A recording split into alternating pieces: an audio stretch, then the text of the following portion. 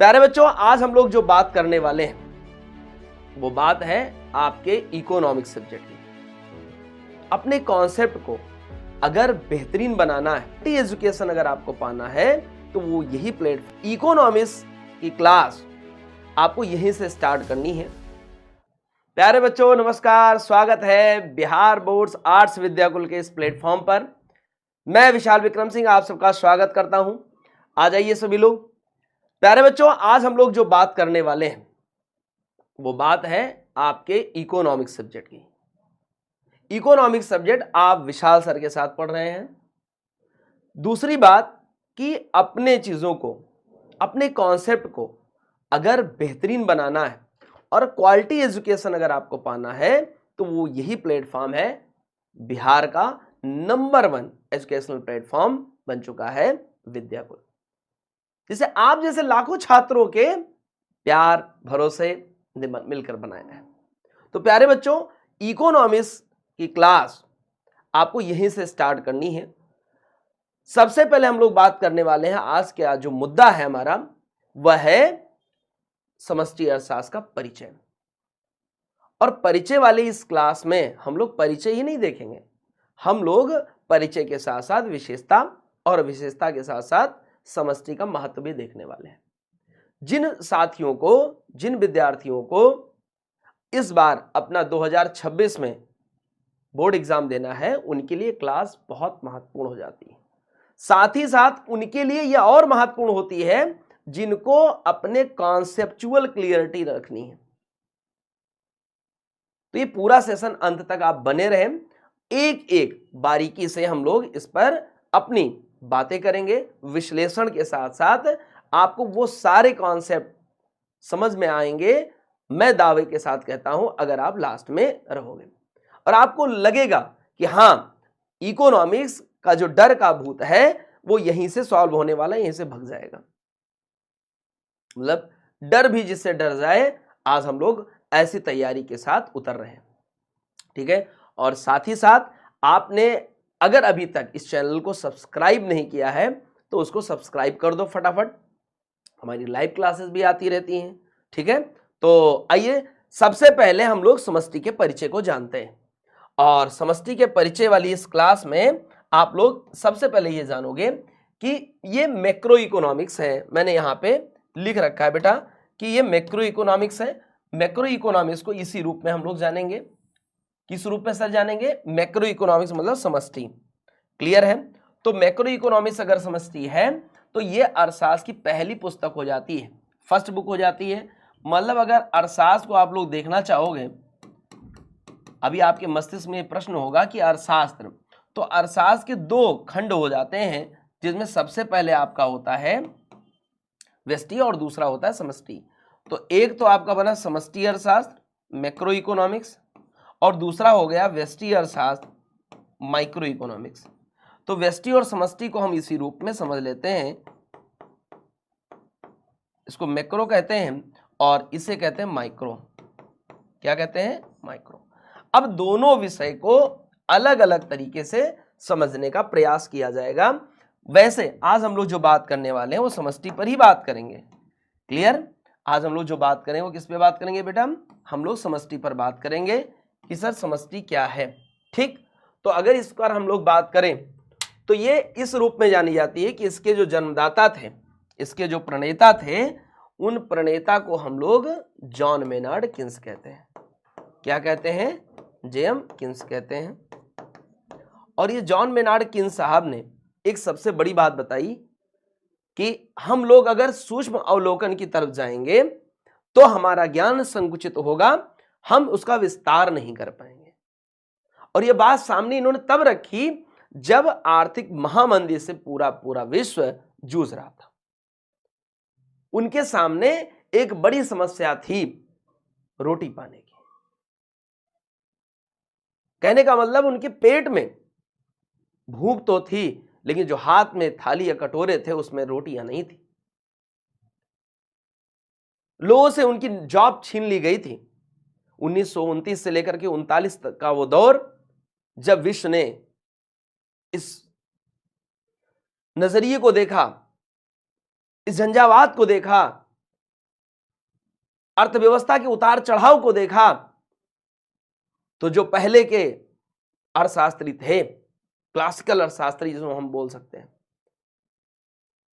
Cambridge यूगिन बोल सकते हैं, उन लोगों के जितने मत थे, सिद्धांत थे, उसमें एक नई कड़ी, नया अध्याय जोड़ने का जब काम किया तो वो कहलाए John Maynard Keynes, father of macro economics. तो यहां से आपकी कहानी शुरू होती है कि आर्थिक महामंदी के दौर से समष्टि का उद्भव हुआ और इस उद्भव से हम लोग एक नए कलेवर में, नए कॉन्सेप्ट के रूप में अर्थशास्त्र की नई शाखा का जन्म देखते हैं और वो हुआ जॉन मेनार्ड कीन्स साहब के द्वारा। ठीक है, तो मैक्रो इकोनॉमिक्स को अगर आप पढ़ोगे तो ये आपके 12th के सिलेबस में है। फिर दूसरी बात है माइक्रो इकोनॉमिक्स, और माइक्रो इकोनॉमिक्स को भी आपको पढ़ना है, लेकिन ये सूक्ष्म अध्ययन प्रस्तुत करता है, माइक्रो एनालिसिस प्रस्तुत करता है। तो आप कहोगे सर ये क्या है? ये बृहद अध्ययन है, ये बृहद अध्ययन है। तो ये बृहद करेगा और ये सूक्ष्म करेगा। और फादर ऑफ अगर मैक्रो इकोनॉमिक्स आपको देखना तो जॉन मेनार्ड कीन्स को आप देखिए, ये पहला कॉन्सेप्ट क्लियर होना चाहिए। अब हम आगे बढ़ते हैं कि इसी समष्टि को हम आगे बढ़ाना चाहेंगे। अब समष्टि को अगर हम लोग देखें, अगर समष्टि की बात करें तो समष्टि में हमको समग्रता दिखाई देती है। क्या दिखाई देती है बेटा? समग्रता दिखाई देती है। समष्टि में हमको समूह दिखाई देता है, समूहन दिखाई देता है।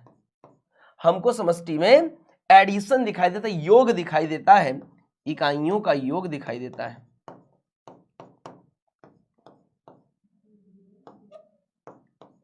तो अगर आप इकाइयों का योग कह लें, आप समूहन कह लें, आप इसके साथ साथ इसमें कुछ और कॉन्सेप्ट अगर आप जोड़ना चाहते हैं तो आप समष्टि को ऐसे समझ सकते हैं। कैसे समझ सकते हैं सर? तो आप कहते हैं ये समग्रता का अध्ययन है, आप कहते हैं समूहन की परिभाषा है, आप कहते हैं कि इकाइयों का योग है। तो अगर आप इकाइयों का योग कह दें, एक बृहद अध्ययन कह दें, एक ब्रॉड कॉन्सेप्ट कह दें, या आप यूं कह लें कि जहां पर एक देश की व्यवस्था दूसरे देश के साथ जुड़ जाए और उसका जहां पे अध्ययन किया जाए वही विषय समष्टि कहलाता है, तो इसमें कोई अतिशयोक्ति नहीं होगी। आप ये कहोगे कि सर जिसमें समग्रता है, समूहन इकाइयों का योग है, वही समष्टि है। आई होप इतनी बातें आपको क्लियर होंगी। तो आगे हम लोग बढ़ जाते हैं इन्हीं बातों के साथ। अब समष्टि का हम एक बार आपके सामने माइंड मैप प्रस्तुत करना चाहेंगे। ये मैप अगर आप देख लोगे तो आई होप कि आपको ये बातें बहुत अच्छे से क्लियर हो जाएंगी। क्या समष्टि के परिचय वाले पहले अध्याय की इस टॉपिक को अगर आप देखोगे तो इसमें आपको पढ़ना है समष्टि के अर्थ। क्या पढ़ना है भैया? समष्टि का अर्थ पढ़ना है। फिर समष्टि के अर्थ के बाद में अगर आप चलोगे आगे तो समष्टि के अर्थ के बाद उसकी परिभाषा पढ़नी होती है। क्या पढ़नी होती है बच्चा? समष्टि की परिभाषा पढ़नी होती है। इसके बाद अगर हम डेफिनेशन पढ़ लेते हैं तो तीसरी बात अगर आती है तो उसकी विशेषताएं आती हैं। क्या आती है बेटा? विशेषताएं आती हैं। अगर इन विशेषताओं को हम लोग देख लेते हैं, इन विशेषताओं पर चर्चा कर लेते हैं, तो इसके बाद आपका आता है, क्या आता है गुरुजी? इसके बाद आपके पास आती है महत्व। क्या आता है बेटा? महत्व। तो इतनी बातों को जब आप देख लोगे तो ये एक आपके सामने एक ऐसा माइंड मैप मैंने प्रस्तुत कर दिया जिसके आधार पर आपका पूरा का पूरा ये वाला टॉपिक, ठीक है, कंप्लीट होने की कंडीशन में जा सकता है जब आप इतनी बातें कंप्लीट कर लेते हो तब। ठीक है, आई होप इतनी बातें क्लियर हो गई होंगी। तो परिभाषा, विशेषताएं, महत्व और उसका अर्थ, यहां से आपका ये कंप्लीट होता है समष्टि का परिचय। अब आप कैसे करोगे, कहां से करोगे, तो उसका भी रास्ता बताने के लिए मैं उपस्थित हूं। अपनी कॉपी उठाओ, पेन उठाओ और फटाफट इसको कॉन्सेप्ट को लिखते हुए कंप्लीट करते हुए चले जाओ।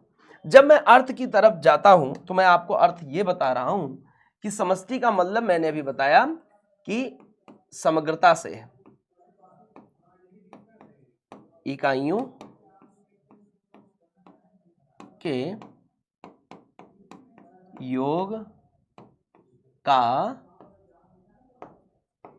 अध्ययन, इकाइयों के योग का अध्ययन क्या है? समष्टि है। आप कह दो कि सर ये बात समझ में नहीं, कुछ और बताइए, तो हमने बता दिया आप अथवा करके ये बात लिख सकते हो कि ऐसा, ठीक है, ऐसा ज्ञान, ऐसा विषय जो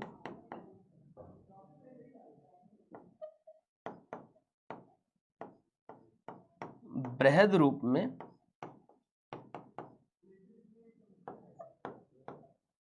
समस्त गतिविधियों, समस्त आर्थिक गतिविधियों को देखता है, गतिविधियों को देखता है, समझता है।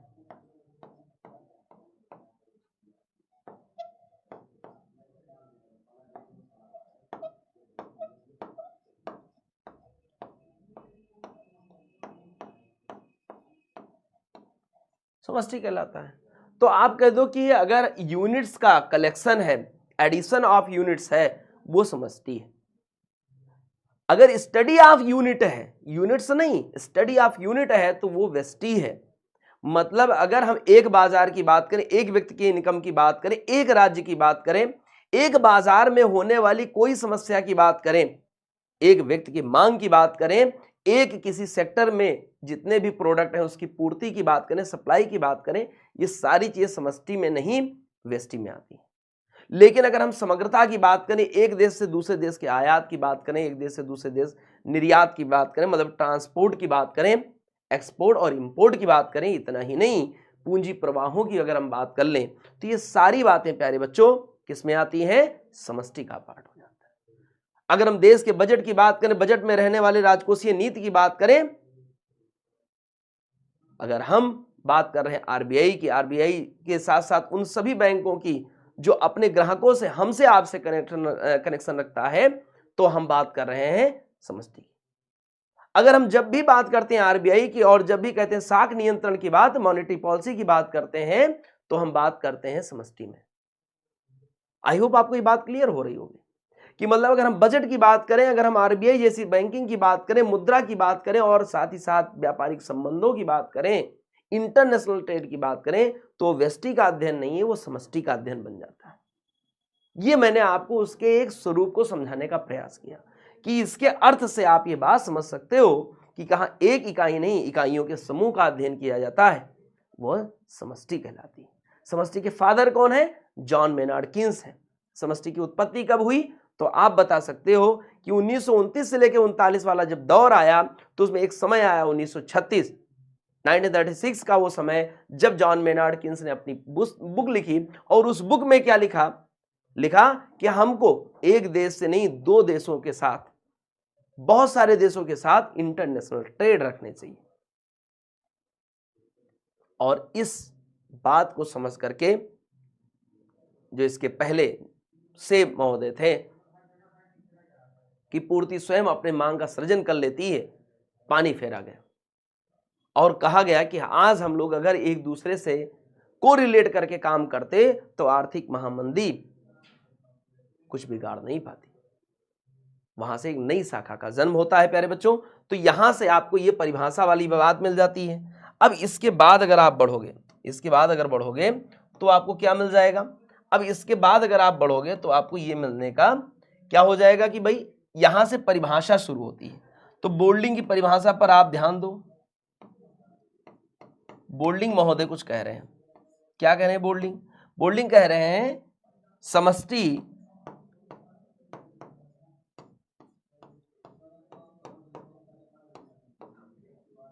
एक इकाई का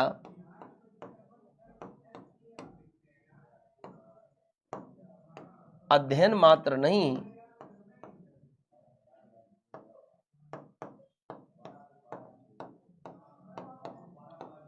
अपितु इकाइयों के मात्राओं का योग है। इकाइयों की मात्राओं के योग का अध्ययन है।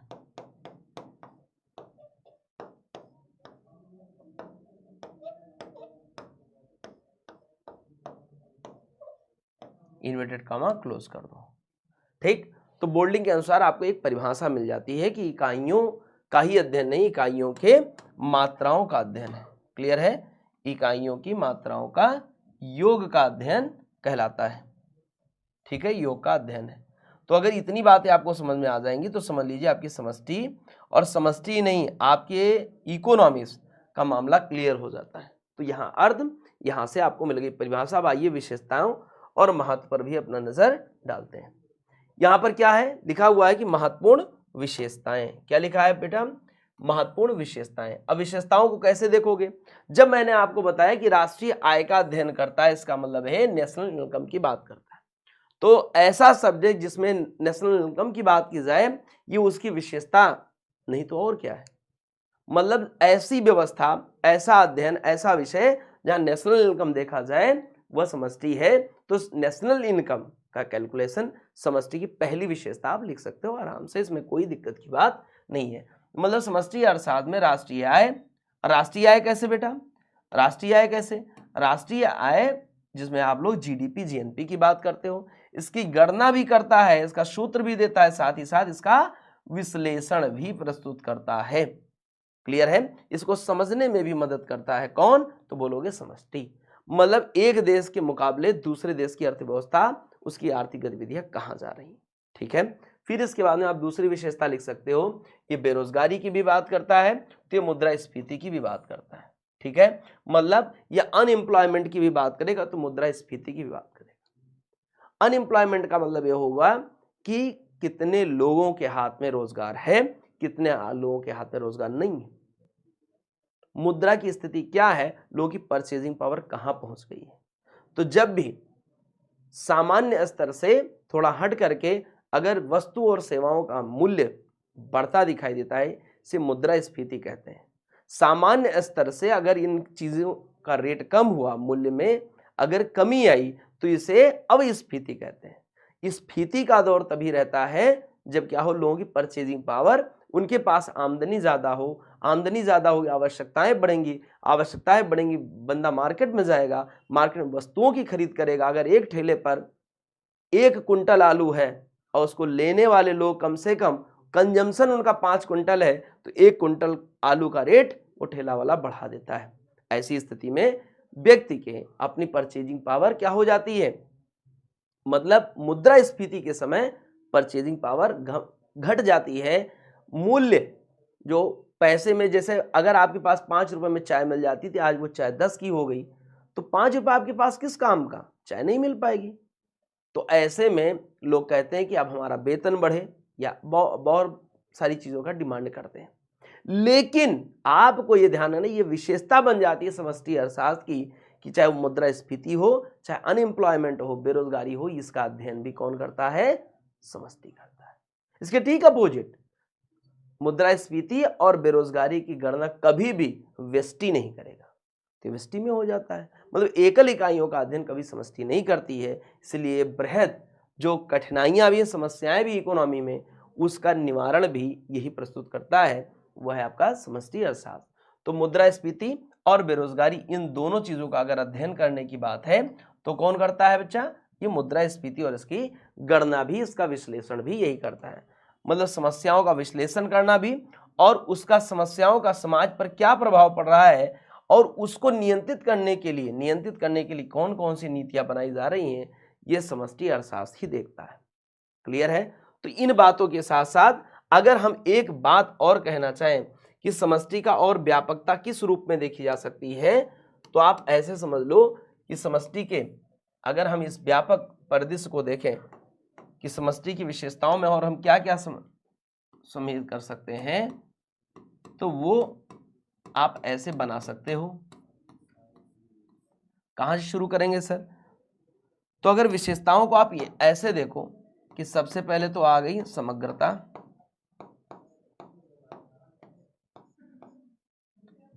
फिर आप कह सकते हो खुली अर्थव्यवस्था,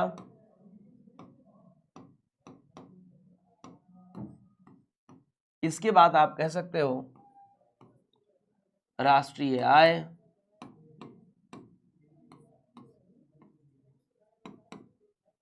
इसके बाद आप कह सकते हो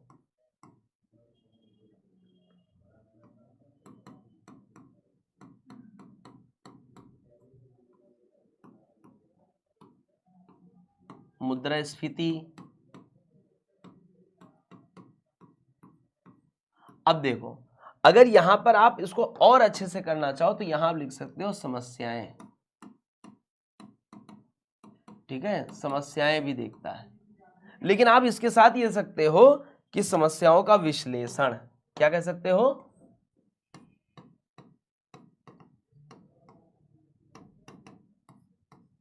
समस्याओं का विश्लेषण भी प्रस्तुत करता है। कौन प्रस्तुत करता है? ये मैक्रो इकोनॉमिक्स। जैसे आप लिख सकते हो मौद्रिक नीति, मॉनेटरी पॉलिसी। एग्जाम्पल आपके सामने हो गया मौद्रिक नीति। आप इसमें लिख सकते हो राजकोषीय नीति। राजकोषीय नीति कौन बनाता है? अब ये आपका ऑब्जेक्टिव टाइप क्वेश्चन हो गया। ये सरकार बनाएगी।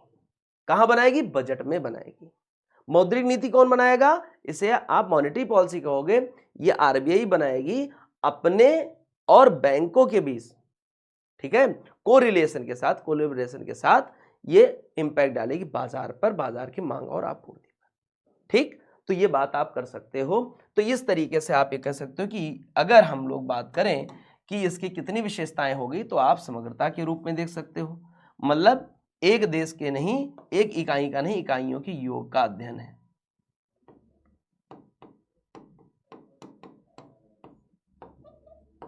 अब आप यहां कहोगे सर इकाइयों के योग का मतलब है, आप लिखोगे एक व्यक्ति की आय नहीं, समग्र राष्ट्र की आय को देखता है, तो आप ये आंसर कंप्लीट हो जाएगा। राष्ट्रीय आय का मतलब ये हो गया कि आप यहां पे देखोगे कि एक देश में रहने वाले, जब आप जीडीपी की बात करते हो तो अपने देश में रहने वाले, अपने देश के नागरिक और प्लस घरेलू सीमा में रहने वाले विदेशियों को भी गणना करते हो। मतलब ए और बी दोनों की। ए मतलब अपने देश के अंदर अपने नागरिक, और बी मतलब अपने देश के ही अंदर विदेशी नागरिक, दोनों की है। जब आप इसमें दूसरी बात देखते हो तो आप जीएनपी की बात करते हो। एन का मतलब होता है नेशनैलिटी। मतलब अब आप यहां ध्यान रखोगे, हम उसकी गणना करेंगे जो अपने देश में भी अपना नागरिक है, भारत का नागरिक है। और यहाँ बी का मतलब हो गया चाहे वो विदेश में अपना नागरिक क्यों ना हो, हम उसकी भी गणना, वो जीएनपी कहलाता है। आपको कीवर्ड मिल गया एन, एन का मतलब हो गया नेशनैलिटी। तो जब भी नेशन की बात करते हैं, नागरिकता की बात करते हैं, आपके संविधान में है, तो वहां से आपको जीएनपी शब्द मिल जाता है। डी का मतलब होगा अपनी डोमेस्टिक।